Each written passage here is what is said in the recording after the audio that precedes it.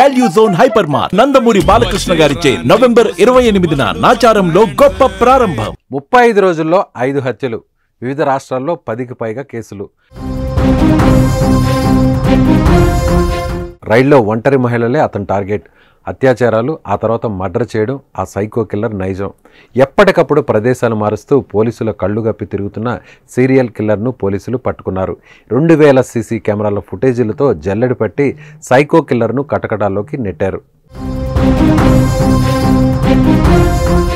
హర్యానాకు చెందిన సాహుల్ పాత నేరస్తుడు. రాజస్థాన్, హర్యానా, ఉత్తరప్రదేశ్, ఉత్తరాఖండ్లో చోరీలు, ఆయుధాల అక్రమ రవాణా తదితర కేసుల్లో జైలుకు వెళ్లి వచ్చాడు.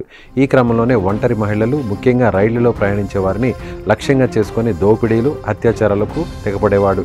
కర్ణాటక, పశ్చిమ బెంగాల్, మహారాష్ట్రలోని రైల్వే స్టేషన్లోని పరిసరాల్లో ఈ తరహా హత్యలకు పాల్పడినట్లు కేసులు నమోదయ్యాయి.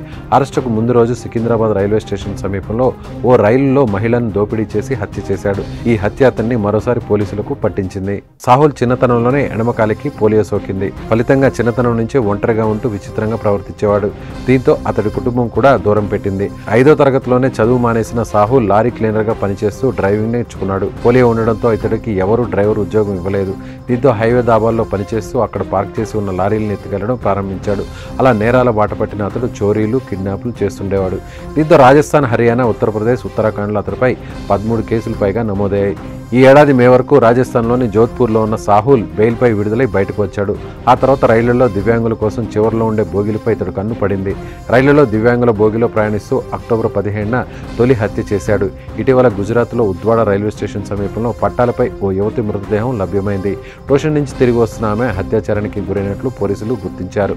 నిందితుడి కోసం ముమ్మరంగా గాలింపు చేపట్టారు. ఆయా రాష్ట్రాల పోలీసులను సమన్వయం చేసుకోవడంతో గుజరాత్లోని ఆయా ప్రాంతాల్లో దాదాపు 2000 సీసీ కెమెరాల ఫుటేజీలను పరిశీలించారు.